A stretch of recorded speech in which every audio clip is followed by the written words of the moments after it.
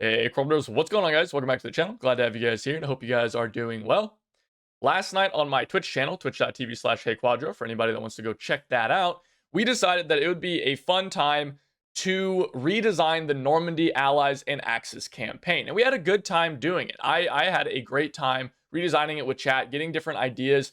We had some members of the community who are actual students of history and have degrees in specifically World War II history. So we were as historically accurate as possible while still retaining a good and solid experience for the campaign. So we did all 40 levels. There were a couple rules that we set forth for ourselves. Number one, we tried to stay as accurate to Darkflow's vision as possible, meaning we kept Assaulter 1s, Assaulter 2s, Assaulter 3s. While I still kind of do disagree with that, we kept those in.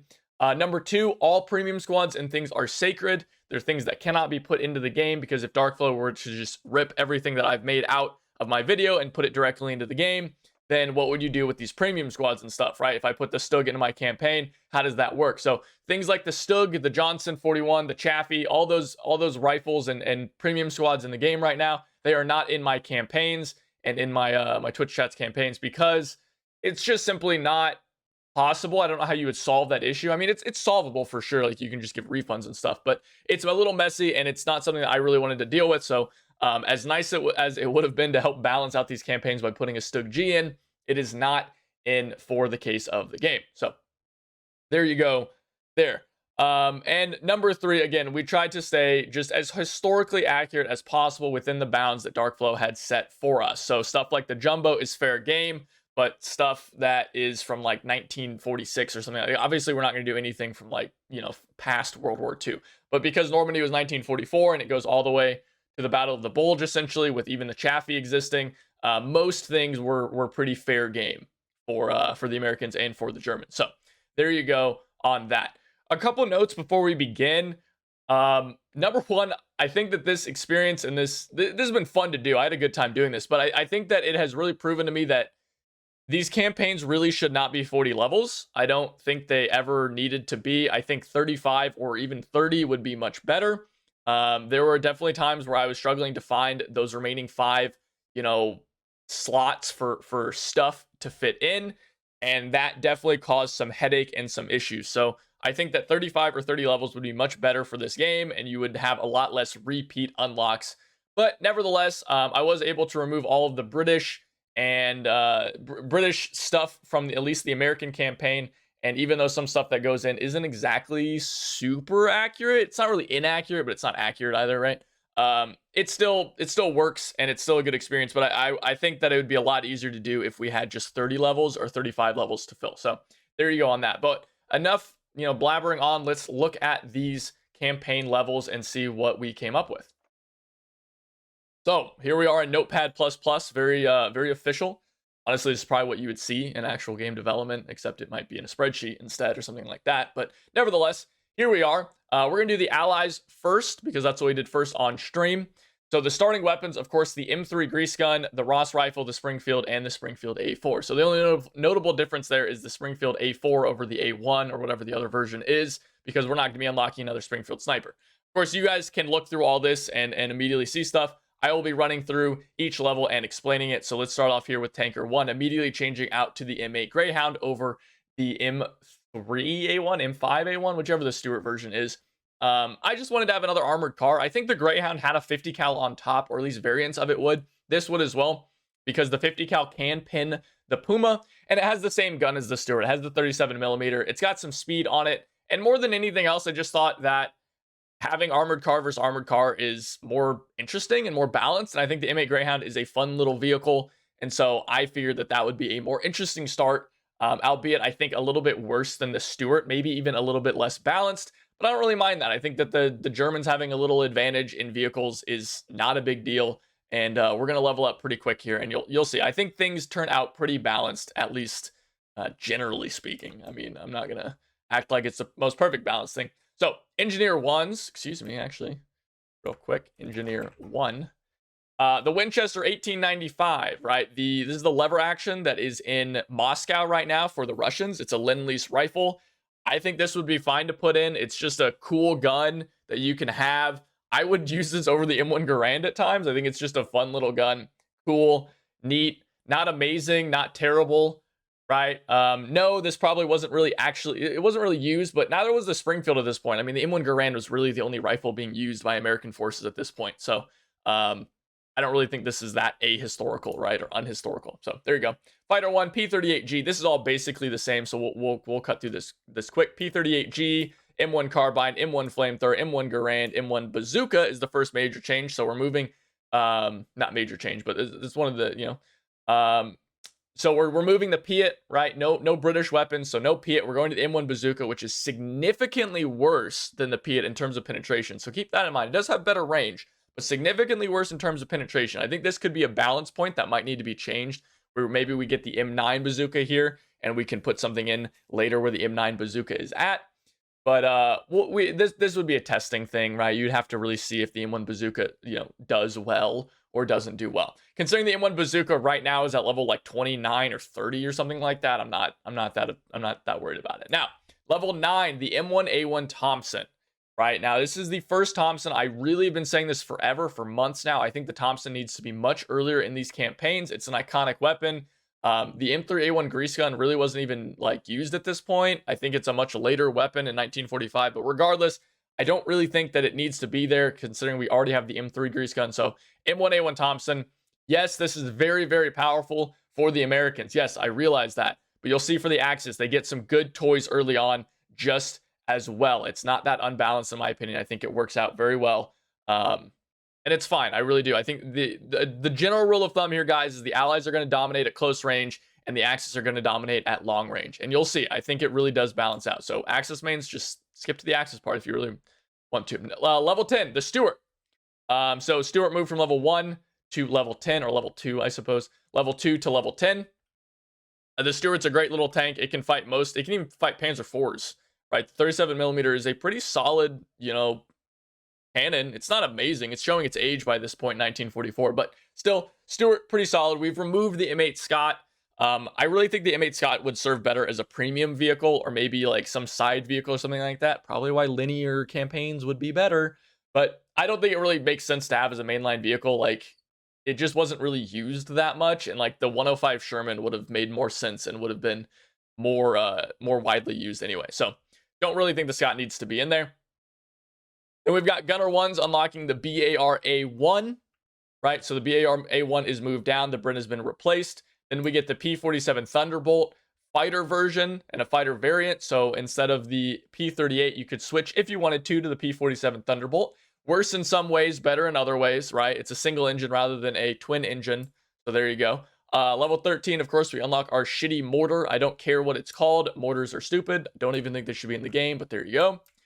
Then we unlock our Sniper 2, previously the Springfield A4, now the Winchester Model 70 Sniper. Now, this was not officially used by the U.S. forces, but it was unofficially used, mostly in the Pacific, and I actually really hope we see this in the Pacific.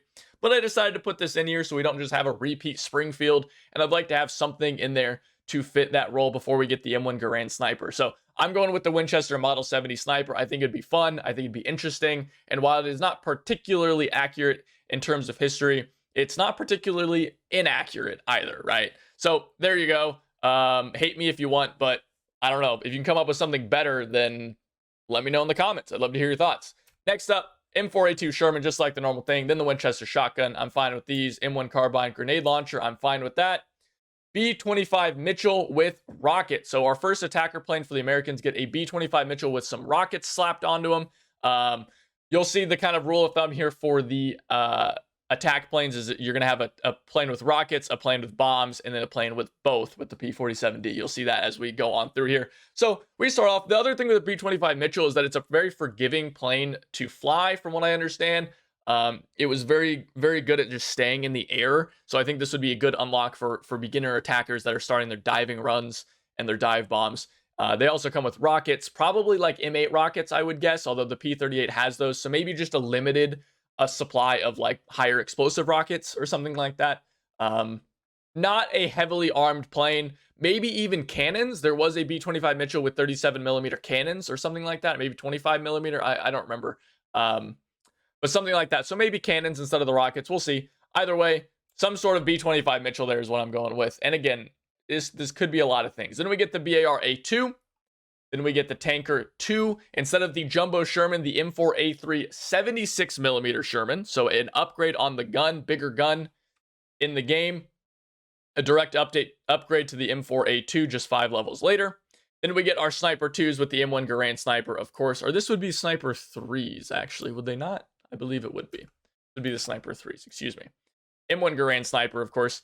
Then Assaulter 2s with the M42 SMG. This was a SMG that they made like 15,000 of these, and they weren't actually really used in frontline combat. But let's have something unlocked, right? There weren't too many SMGs, and there's really just not that many options. And I don't want to unlock multiple different Thompsons, right? The way that Tunisia is kind of going, where there's like 6 variants of Thompson. So I went with the M42 SMG. This could just be an M1 Thompson or something like that. I don't think it's that big of a deal to make an M1 Thompson, but I'd like to have some variety. So I went with the M42 SMG. We could alternatively, the other alternative option here is the M42 is the standard SMG, goes up here. And then instead of the Thompson here, we unlock the grease gun. And then down here, we would unlock the Thompson, right? I think that would be pretty acceptable as well.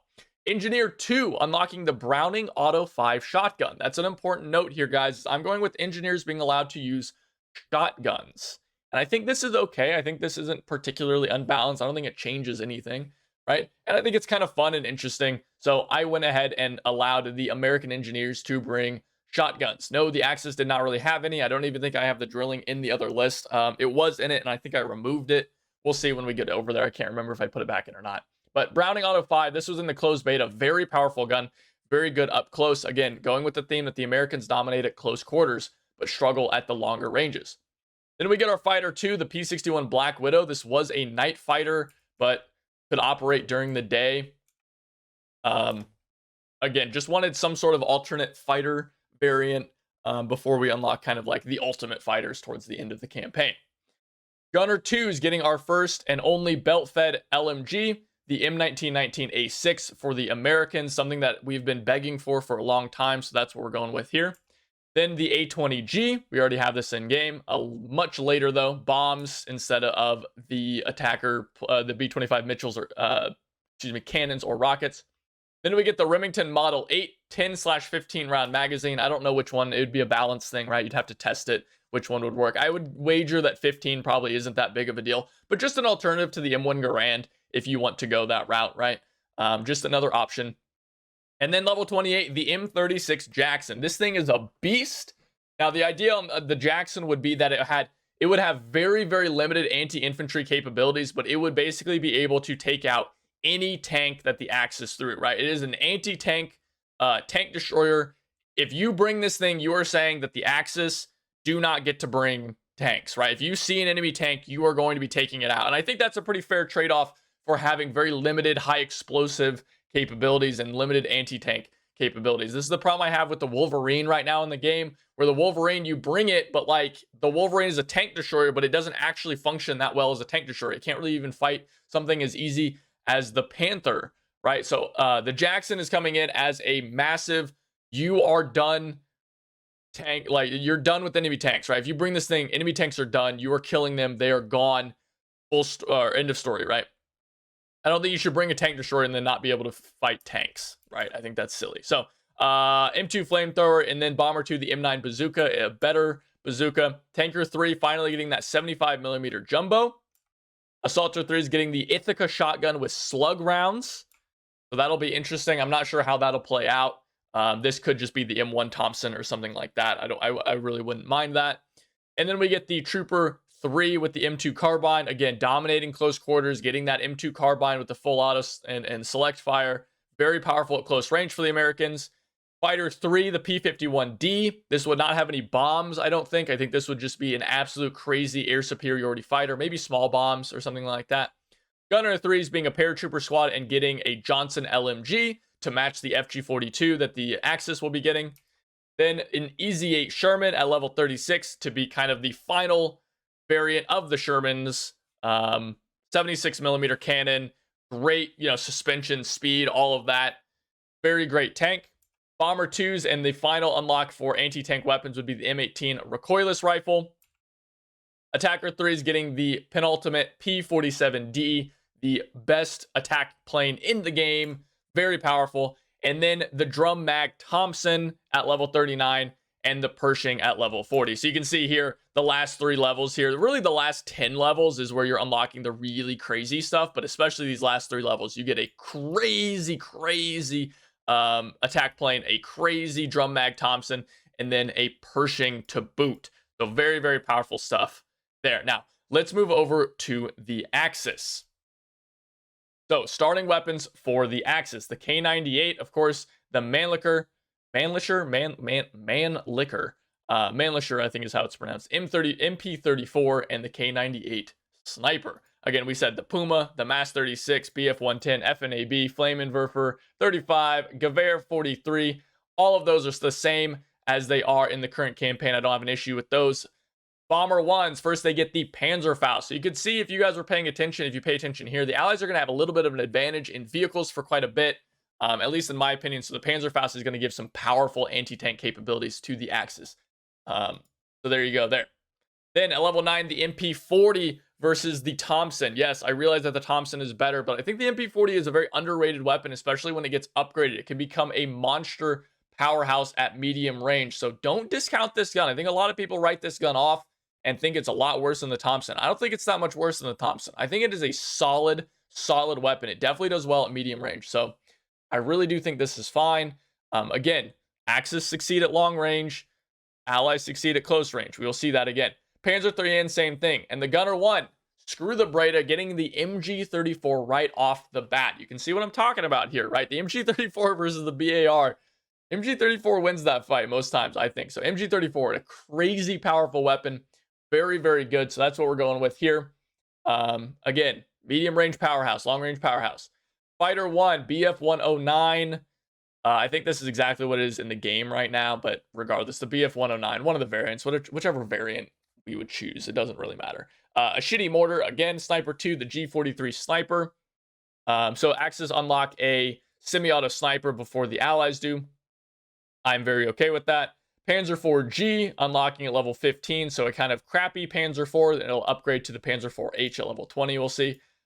Level 16, instead of a shotgun, the Beretta M1918, so giving the Axis a very powerful close quarters weapon that beats out just about every allied weapon at this range. However, of course, it has very limited ammo. It's basically, it just burns through its ammo instantly, so you have a very powerful close range weapon, but not a very sustainable one. So gives yourself some firepower, but burn bright and expire quickly. Trooper 2's K98 with the grenade launcher, and then the DO-217 with some kind of armament, guys. I don't really know what these things would have. I'm not an expert in aviation at all. Like I really just don't know this stuff. A lot of this was from War Thunder players in my chat saying the DO-217 would be pretty good here. So that is what we decided to put in. This would be an attack plane as well.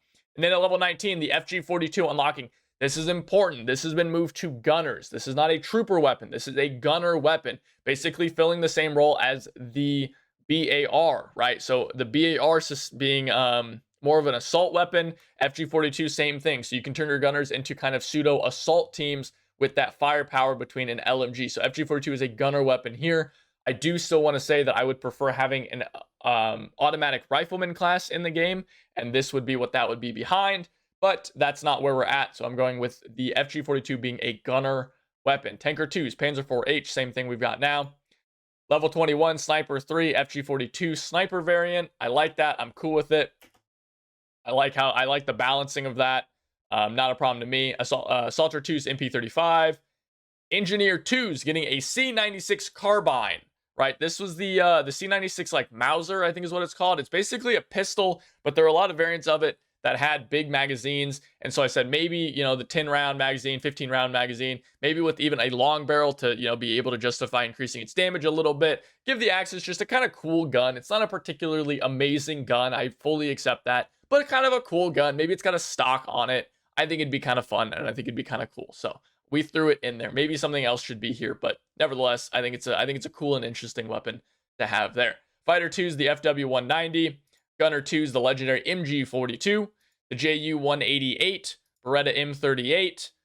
Again, just giving off some weapons. A good attack plane here, but one that is defenseless. Level 28, the Nashorn to match the Jackson. Again, just having a vehicle that is kind of an anti-tank weapon that is going to be able to blast through just about anything the Axis or the Allies can throw at it. There weren't very many of these things used, and to be honest with you guys, they weren't really used very much on the Western Front, although some were.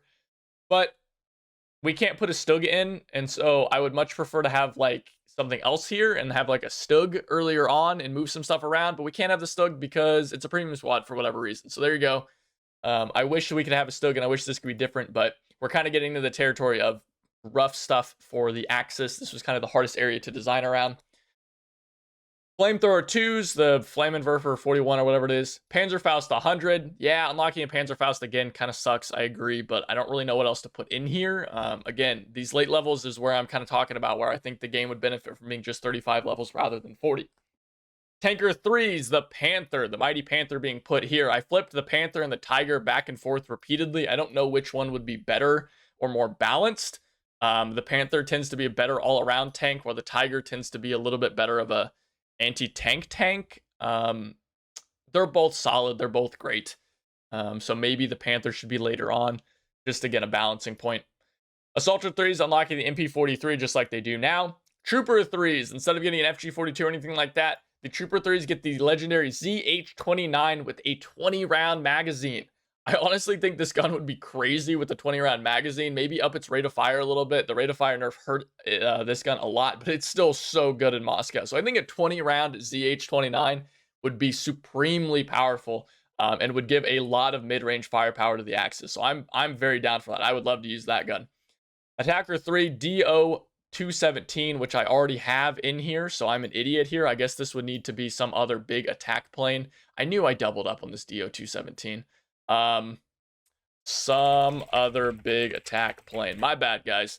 Again, like I said, I was moving stuff around. I probably had something else here. It's probably the JU-188, and then I had a different attack plane or something like that here. So this would just basically be, again, the penultimate like attack plane, some big bomber or something like that. Maybe even it's like the JU-188. Maybe the JU-188 goes here, and this is kind of like a smaller attack plane or something like that. Because I think our other one's a BF-110. So, or no, the DO-217. Whatever, guys. I honestly don't remember. You guys get what I mean here. You'll figure it out. Someone will come up with some other big attack plane, or maybe we're missing a fighter now because we have the FW. Whatever. Gunner 3s, FG42-2 unlocking for the Gunner 3s, and then getting the Tiger right after that. Bomber 2s with the legendary Panzerschreck, which would just be able to nuke basically any allied tank. Fighter 3s getting the ME-262, the jet fighter, the first jet fighter to ever really see combat. Crazy thing. This would give some absolute astounding air superiority to the Axis. I think this thing could be really, really scary in the air to deal with, especially in Enlisted. So lots of fun. And then level 39, an MG42 with a 250 round belt fed magazine. Yes, this would be very awkward to carry around, but I've also been told by a historian that yes, this could be carried around. It would be very cumbersome. It'd be very awkward, but it could be done. And I think Enlisted, just having some big MG42 with a 250 round mag, I think would be absolutely fun as hell, and would be crazy, and would be a great way to top off the Axis Normandy campaign. So I think this would be great. Yes, it would be awkward. Yes, it would be cumbersome. And also, yes, it would be amazing and very powerful. And I think that this is a fair match to the 100 round drum mag Thompson. So I'm sticking with that. I hold true to that one. And then, of course, level 40, the Jagdpanther. This was originally the King Tiger, and we did want to have the King Tiger, but we decided that the Jagdpanther would be cooler because the King Tiger will be coming to Berlin, and we decided that the King Tiger should not be in two different campaigns, just like the Jagdpanther should not be in two different campaigns. So we should have this big final kind of huge tank and then have it in two different campaigns. So Normandy Axis, get the Jagdpanther. Normandy Berlin, or Axis Berlin, excuse me, get the King Tiger. So there you go with that. Very fun stuff. So that's my list there, guys. That's what I came up with. Again, I need some Attacker 3 plane here. I'm sure there's no shortage of it. I mean, you could honestly move, like, honestly, I think probably the best thing to do would be like move this here. Like this goes here, and then this goes, this goes here, and then you just put like a Stuka, something like a 500 kg Stuka. You just do that. There you go. You just do a 500. There you go. That's my level. That's my balance point. Honestly, maybe you even move this Stuka down here and the BF-110s up here.